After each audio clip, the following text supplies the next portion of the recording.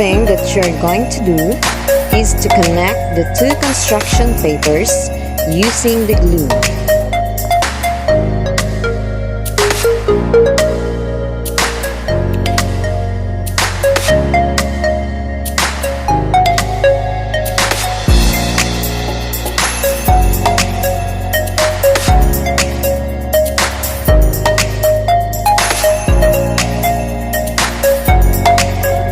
The next thing is to connect both ends.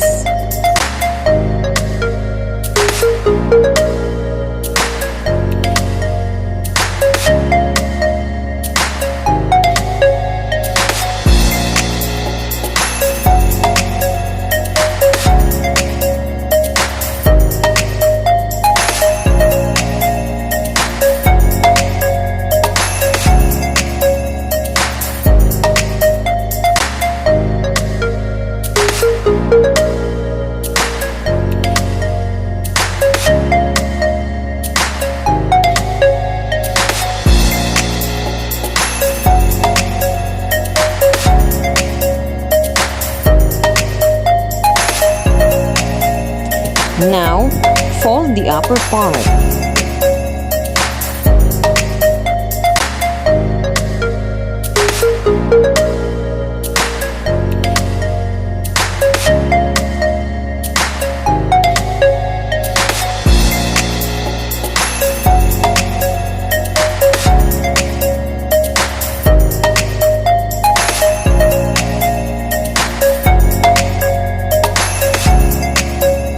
Open it and fold the right and left portion.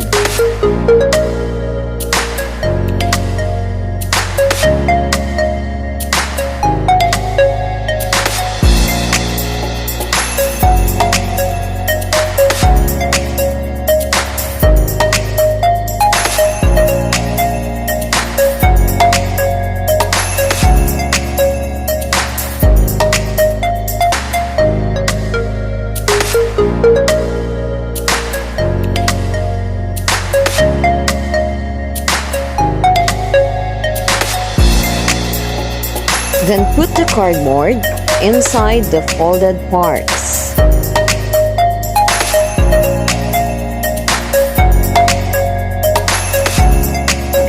Then fold the right and left portion, meeting at the center of the cardboard.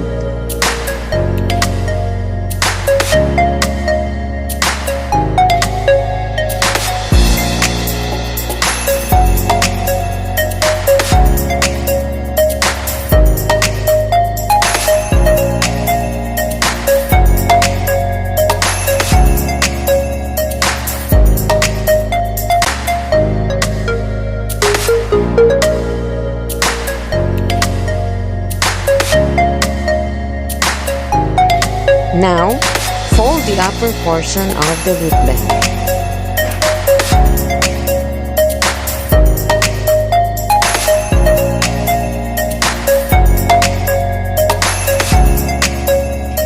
Then fold also its two sides.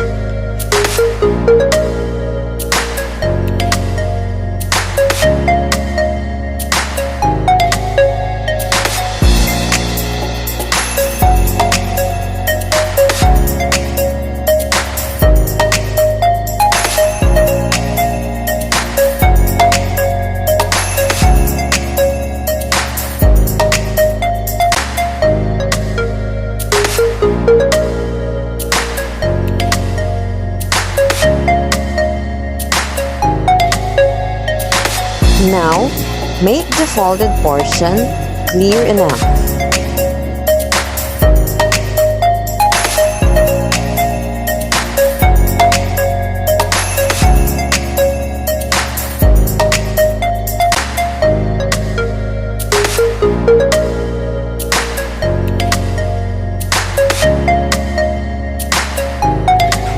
Now, turn the folded part of the upper portion inside the loop bag.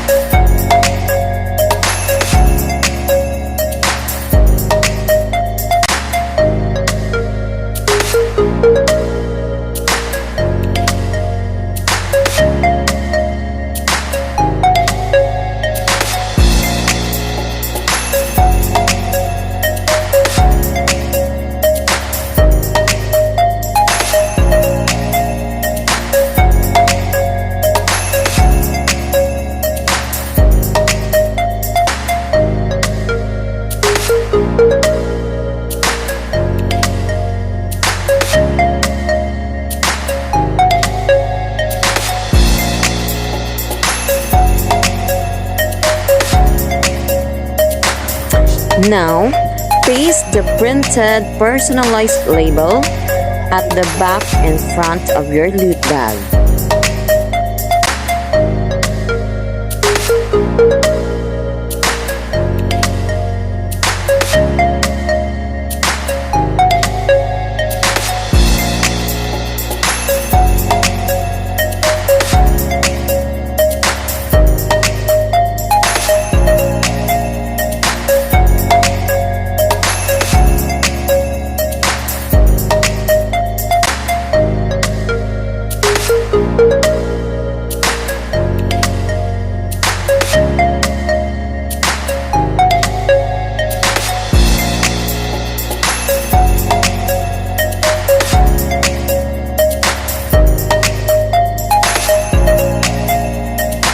Now, make holes for your loot bags using a puncher.